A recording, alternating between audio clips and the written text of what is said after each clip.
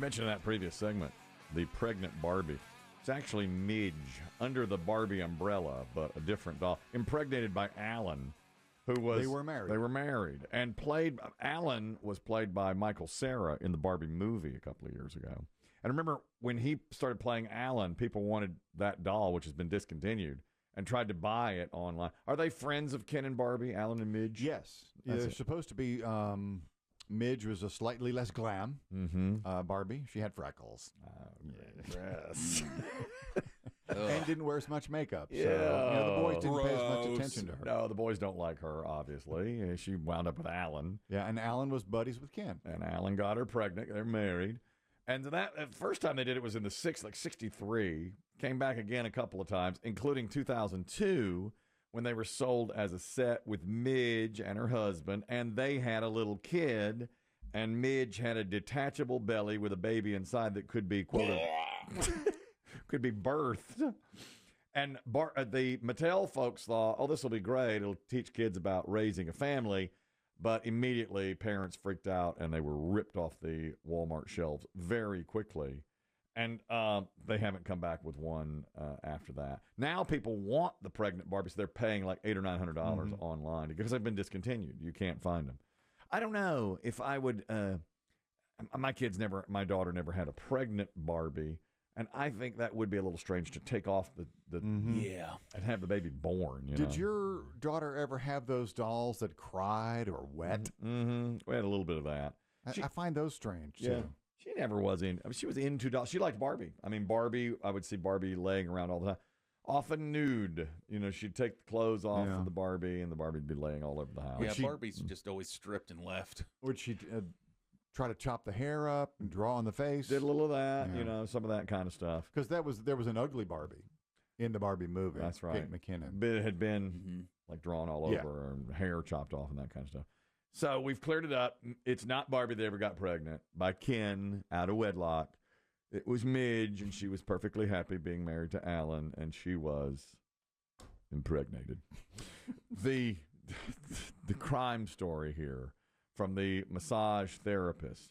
His name is Ronel Gutierrez Galvez, and he owns a massage parlor in Winter Park, Florida. It's called Romich Massage. 5 different people have accused him of sexual assault.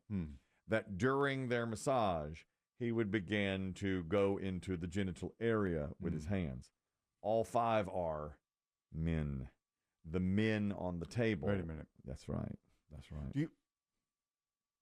Does this gentleman own a reputable Yes. spa, or is this a notable rub and tug? No, Okay. it's reputable. It's reputable. So the 5 go in assuming it's reputable, and then the guy starts messing around their nether regions. Well, one gentleman he's only goes by his initials, and he said his name is JF or BF. There are 2 that are talking here, and he says, I had no idea when he started to massage me in that area that it was going to go that route. Then he says the massage therapist, the accused here, Galvez, stripped down to his, he had no clothes on at all and got on top of him. This is the description here. I noticed his clothes were on the floor. And after his clothes were on the floor, he got up on top of me and was completely laying on me naked. He started trying to massage my groin area.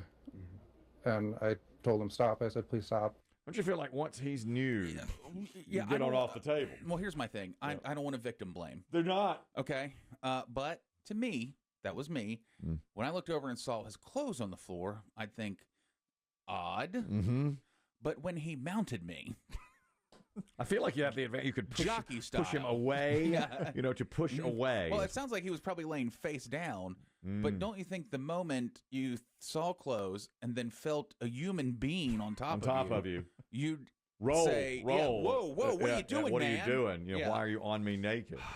So many questions. I do have a lot of questions about that. I mean, Lots of questions. look, there are the stories of the men who go to the rub and tug joints, which we didn't come up with that name. They've been around forever. All right. Why not for gay men? I mean, you would imagine gay men would have the same sort of I guess. Yeah. desires. Yeah.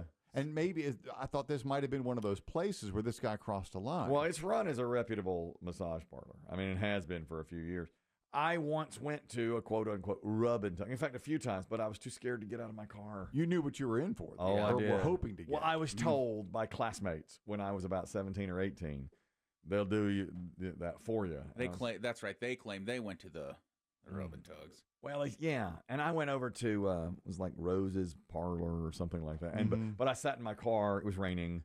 And I was like, please. What am I doing here? What am I doing here? So I just went on home. I was like, no. Okay. I mean, I drove all the way. I was 35 miles from my house. I drove to it. I sat in the parking lot for 30 minutes. Oh, the place next to the dirty bookstore? Yes. Yeah, mother's voice ringing in your head. Yes. And where are you going? Yes. And then see some friends.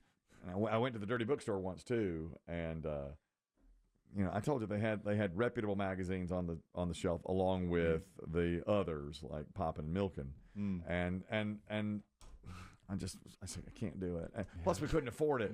It was me and my friend Dustin, and she goes, well, it's $50 each for each booth. And I was like, well, could we split a booth? And they started laughing. And I said, no, that's like the one rule. I didn't have any kind of, I didn't know what I was in there for. I had no idea what was going on. This is the reporter. This is where you needed one of those hookers with a heart of gold in a movie. To tell me. Like in Risky Business. The first hooker who shows up. Honey, what's I know what you want. Yeah, exactly. All the Lake Boys want the same thing. Yeah, you want this gorgeous, you want Rebecca De Mornay, who I don't know that really exists in real life. And if she does, it's very, very expensive. I guess she does. But she's really real high. pricey. Moving in different circles. Yeah. You're going to have to sell your mother's crystal eggs or something like that. Risky business, okay? Tom Cruise still getting it 40 years later. He's opening a movie right now, still out there. Now, this is the reporter describing a phone call between the man you just heard and the accused and what was said on the phone call. BF said, "You were touching me inappropriately. Why?" Gutierrez, "Well, it was a stupid thing to do." BF, "What made you think you could take my underwear off and touch me inappropriately?" Gutierrez, "Yeah, I can't explain this. I feel bad." Man, I'm sorry. What do you want me to say? You're there in the room. I know. What do you want me to say? So he slid off his underwear too? He did. And the guy now you can go inside underpants. Sliding off is Biggie's right. Taking off underpants is that's a big deal. The guy said before I knew it, I was naked and he was naked. Yeah, see, I feel... You got to get out of that situation. Don't victim blame. I'm not going to victim blame, but I will say, I can't believe I'm defending this man, Mr. Gutierrez, but I mean, it's almost like, got naked. Okay, well, he didn't say anything then. Right. All right, slid off his underwear. Skivvies off. Nothing here yet. He didn't say the word yet. Let me go ahead and see if I can mount him. Hey. And then that's where we draw the line. Hey, what's going on here? Like, I mean, if I'm his lawyer, that's what I'm saying in court. Listen, look at everything that happened leading up to this. Yeah. Yeah. But once this guy came out, 4 others came out and said, did the same thing to me. I was naked. Yeah, that's the thing, yeah. But do you think that these guys, now it is victim blaming, but do you think once when the underpants started to come off, he's like, well, let's see where this goes. And then halfway through, it's like, I got to stop this. Yeah, maybe I'll give him Frozen with Fear, maybe. Yeah, maybe that. Maybe or Frozen with Fear. Here's a even more crazy scenario. Maybe Gutierrez, the man who runs the place, started him off with a female massage therapist. Oh, maybe. Possible. That wasn't mentioned. I mean, that would be like switcheroo, and then he just comes in and taps. Oh, so you mean like he, so he's thinking it's a female sliding off his underwear. Oh, really? Oh, now that is not mentioned, but no. We're just that's just a speculation. But you could tell once the hands changed. You? Well, I think I could. I think I could tell a man's touch versus a woman's. And maybe touch. she says, "I'll be right back," and then I'll be right back. And then the guy comes in. Hey, sweetie. Yeah. And then do you think you could tell? So tense. If the hands change, do you think you could tell if they're rubbing your back? You don't think so? I don't think any of us could. Maybe some. Maybe if you get massages all the time from the same person. Perhaps. I haven't had a massage in a long time. This is an emailer Caprice who says, Chris Kelly's going to hate this, but ... It comes from yesterday. We were when BB Shea wore his new Pearl Jam T-shirt in. He said he paid $40 for it at the concert. And you all were like, great deal. And I said, that's ridiculous. So overpriced. She says, I took my girls to the Morgan Wallen show in October. T-shirts were $60 a piece. A sweatshirt was $110. And at the Zach Bryan show, his sweatshirt last July was $125 for a That's sweatshirt. way more normal. Jeez, Yeah. that is expensive. I don't go to concerts much, so I don't know, but that seemed really pricey to me. The other email that says, this will drive Chris Kelly crazy, but ... Guy says, I always like to Dutch oven myself to smell my own gas when I'm in bed alone. Gross. Why would you admit that? He just, because we were talking about how I don't like to say that word. the Did other he day. sign his email? But still. He said he wanted to stay anonymous, but I know his real name. I'm not going to say it. Oh, I hope it's not someone we all know. I can't say it's not. I know it's not Myrtle Beach Doug. I'll just say that it is not Myrtle Beach. Okay, Doug. good. But he likes to pass gas in bed alone and then Dutch oven himself. Huh. What kind of? I would never admit that. You're so full of yourself. You're so. Yeah, really. You are so. You are egotistic. That's a pretty narcissistic move there.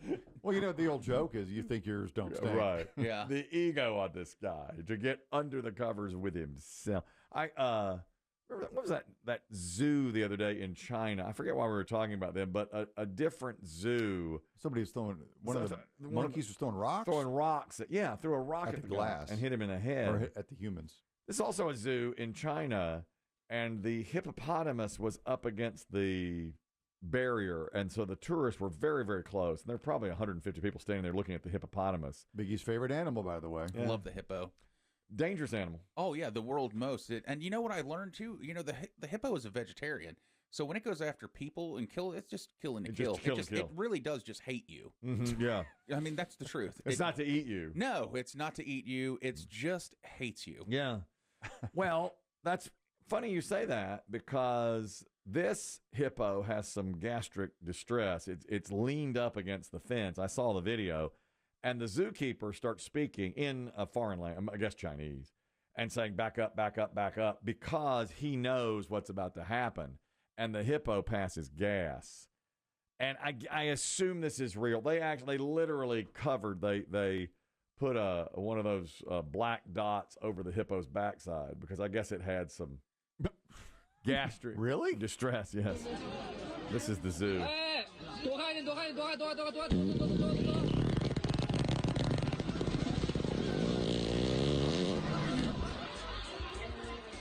Yes! That is. Hell yeah. Did you get that? That's awesome, man. Hippo fart. Hey, P1 named Reggie sent that to me and said, you're going to hate this man, but you need to watch this Hippo video. fart. That hippo let it fly. And the zookeeper knew it. What he's saying there is get back, get back, get back, get back.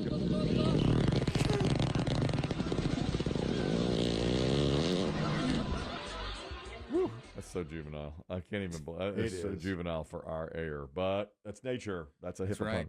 And he's vegan. So there you have it. Yeah. You were Classic vegan diet yeah, farts. exactly.